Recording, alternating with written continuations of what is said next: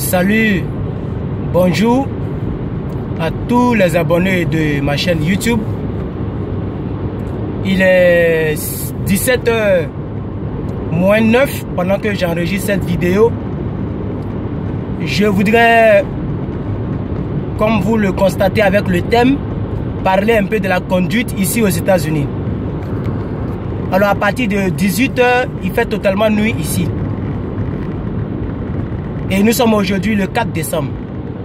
Alors dans la conduite sur le highway ou le freeway, highway AX qui veut dire élevé, ou freeway, free qui veut dire libre. Alors c'est le nom de l'autoroute, ou des autoroutes aux États-Unis en anglais. Alors il faut dire que la vitesse à laquelle je suis en train de rouler, c'est la vitesse de 50. Mais en réalité, ici, sur le freeway, on commence à 65. Lorsque la voie est fluide. Donc c'est notre embouteillage ça. Dans l'embouteillage, si vous regardez très bien, vous allez voir l'écart que nous mettons. Tu ne dois pas t'approcher de plus proche ton véhicule, que ce soit embouteillage ou pas. Et tout à l'heure, avant même de lancer la vidéo, j'ai vu 3 véhicules de police qui patrouillent et qui m'ont dépassé. C'est-à-dire la surveillance est très aiguë ici. Et donc, si le highway, il faut dire que ici, il faut laisser passer celui qui veut rentrer. Par exemple, le gros camion veut rentrer, moi je dois le laisser passer. C'est vrai que ça se déroule partout, mais ici c'est un peu plus aigu. Parce que on m'a rendu un témoignage d'une fille qui s'est fait tuer comme ça gratuitement parce que le monsieur voulait rentrer, une fille noire, et elle ne voulait pas laisser le monsieur. Le monsieur voulait passer, elle veut passer. Le monsieur veut passer, elle veut passer. Alors le blanc raciste, malheureusement pour cette dernière, il a enlevé son pistolet et il a battu la fille. Et il n'y avait pas de caméra, comme là où je suis, il n'y a pas de caméra. Il n'y avait pas aussi de policiers qui étaient là à ce moment-là. Donc la fille est morte comme ça. Donc il faut dire que surtout si tu es africain, ce n'est pas parce que l'Africain est inférieur aux Européens ou à l'Américain. Mais vous savez très bien que le racisme, c'est quelque chose qui ne va pas finir de suite. Et donc il faut un peu d'humilité. Tu es dans leur pays, même si tu as les papiers, tu as les mêmes droits, tu as le même permis que eux. En tout cas, tu es dans leur pays. Et moi, c'est comme ça que je conçois la chose. Je suis avant tout dans leur pays. Et donc, même si on a les mêmes droits, je dois être un peu humble. Parce que parmi eux, il y a des chrétiens, il y a aussi des païens, il y a des athées. Tout le monde n'a pas le même cœur. Et donc sur le highway, il faut laisser passer celui qui veut passer. Il ne faut pas te presser. Il m'arrive 2 fois de rouler à 95 km/h. Lorsque c'est vraiment fluide, et moi je sors très souvent à partir de 5 heures, je suis déjà dans ma voiture. C'est pas facile, le froid il est vraiment aigu. Demandez à tous ceux qui vivent en Californie. Décembre est le moment où il fait très froid ici. Mais je sors à 5 heures. Comment je vais faire? Donc, c'est pour dire à tous ceux qui tomberont sur cette vidéo, voici un peu certaines choses sur le freeway. Alors, je vais essayer de vous montrer quelque chose. De l'autre côté de la voie, vous allez voir que c'est beaucoup fluide qu'ici. Parce que là-bas, ce sont seulement ceux qui sont dans l'urgence qui doivent passer là-bas. Et aussi, il faut être 2 dans la voiture. Si tu es seul, que tu passes de l'autre côté de la voie, je ne sais pas si vous voyez, mais de l'autre côté de la voie, là où il y a la pancarte là, que je viens de dépasser, regardez très bien, la voie est beaucoup fluide, au fond là-bas. Attends, il y a l'embouteillage, mais c'est les quelques véhicules qui passent là-bas. C'est une voie d'urgence. Et il faut être au moins 2 dans la voiture pour passer là-bas, c'est une loi. Si tu es seul, que la police te chope, tu vas payer une amende de, je pense que c'est 250 $. Tu gagnes déjà combien? Et puis tu vas payer déjà 250 $ cadeau. Et donc c'est quelque chose que vous devrez savoir. Alors, ici ils ont mis exit only. Ça veut dire que sur cette voie, je pense que vous comprenez très bien, si tu roules là-dessus, c'est que tu es sûr que tu vas sortir de l'embouteillage, comment on appelle ça? Voilà, un qui ne clignote pas et qui rentre. Donc tout ça, il faut un peu d'indulgence. Si tu veux forcer, il va vouloir t'écraser de force et c'est toi qui vas perdre. Voilà.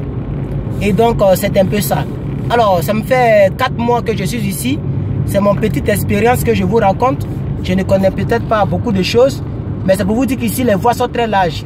Regardez, la voie commence ici et ça termine au fond là-bas. Ici, nous avons des voies à 8 routes. Bon, des routes à 8 voies. Et très larges. Et donc, il faut beaucoup maîtriser ta voie. Sinon, tu vas te retrouver vraiment sur une voie qui ne t'arrange pas et tu vas beaucoup changer de voie. Alors, quand tu roules sur le highway, il faut apprendre à connaître ton couloir. Dès que tu prends ton couloir, tu restes là-dedans jusqu'à ce que tu sortes. Mais si tu passes ton temps au changement de voie, en réalité, c'est ce qui crée les embouteillages. Les changements de voie créent beaucoup les embouteillages. Ce que je veux aussi dire, c'est que il faut tout faire pour voir les pneus. Si tu veux être sûr que tu conduis bien, il faut voir les pneus de celui qui est devant toi. Même si tu t'arrêtes, même si c'est au feu et qu'aucun véhicule ne peut rentrer au milieu, il faut voir les pneus. Pourquoi? Parce que ça te permet de réagir en cas de danger. Vous voyez, quand tu mets l'écart, que tu vois le pneu de celui qui est devant toi, ça te permet de réagir donc en cas de danger. Parce que il y a vraiment au moins, je peux dire 10 mètres entre toi et donc la personne qui est donc devant toi. C'est très important. Voilà, c'est ce que je pouvais aussi ajouter. Alors donc, si vous avez des questions, vous pouvez en tout cas les poser. Ici, les voies sont carrées.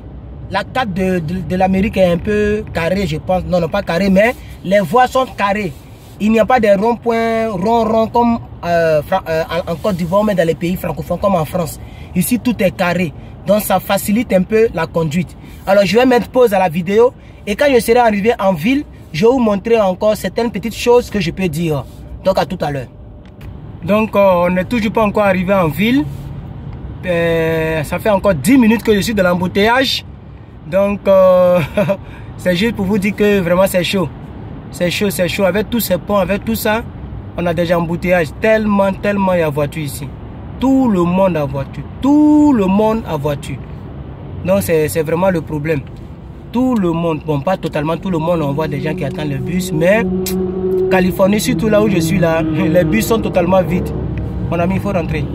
Les bus sont totalement vides parce que plus de 90% de la population, surtout californienne, je peux le dire comme ça, hein, 90% ont une voiture. Ici, même $1000, tu peux avoir voiture. Hein. Voilà, $1000, tu peux en avoir. Donc, depuis je suis encore dans l'embouteillage, on roule vraiment doucement. Mais aujourd'hui, l'embouteillage d'aujourd'hui est un peu trop exagéré. Je ne sais pas s'il y a un accident. Mais quand même, je vais encore mettre pause. Et puis, je vais patienter encore quelques dizaines de minutes. Et quand je serai arrivé en ville, s'il y a quelque chose que je vois, je vous le dis. Voilà, donc la conduite ici, en tout cas, c'est ça. Ok, c'est ça. Mais après, je vais faire vraiment la conduite. Je vais faire des vidéos sur le permis de conduire. Par la grâce de Dieu, moi, je l'ai eu une seule fois. Voilà, le permis de conduire, je l'ai eu une seule fois. Mais ça se passe en 2 étapes. Hein. Voilà, première étape, c'est le writing test. C'est-à-dire le test écrit. Et lui, là, il rentre mal. Hein. Première étape, c'est le test écrit. Et deuxième étape, donc, c'est le drive test. Voilà, le drive test. Et je vais vous expliquer un peu toutes mes expériences là-dessus. Voilà, donc je mets pause. Et puis, quand j'arrive en ville, je vais tout faire pour faire une vidéo de 10 minutes ou 15 minutes pour vous expliquer quelque chose. Regardez l'avion, il est bien balèze. Un gros avion. Ça, c'est pour atterrir, ça. Voilà. Je voudrais aussi ajouter quelque chose très rapidement. La chose que je fais beaucoup ici, à cause de ce qu'on appelle de aggressive drivers, c'est-à-dire les conducteurs très agressifs et bizarres dans la tête. Il faut, moi je filme toujours mon parcours. Mon parcours c'est maximum 35 minutes, minimum 35 minutes et 25 minutes. Le chemin que je parcours quoi. Voilà. Donc j'ai acheté une carte mémoire que j'ai ajoutée à la mémoire de mon téléphone. Et donc je filme tout mon parcours chaque jour que Dieu fait. C'est pourquoi aujourd'hui j'ai préféré lancer la vidéo, parler de la vidéo. Sinon d'habitude je ne parle pas. Mais tout mon parcours est filmé. Comme ça, s'il y a quelque chose, la vidéo peut m'aider à parler. Surtout que je n'ai pas encore le verbe. Donc si c'est chaud, je peux monter la vidéo donc à l'autorité compétente qui sera devant moi.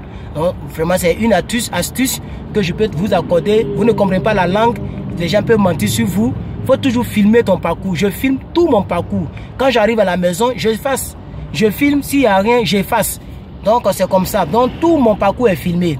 Voilà. Et si j'en avais les moyens, et je pense que je vais le faire parce que j'ai les moyens de ça, je vais filmer devant, derrière. C'est-à-dire la chose qui est là, ça, je vais acheter une deuxième que je vais filmer pour mettre derrière.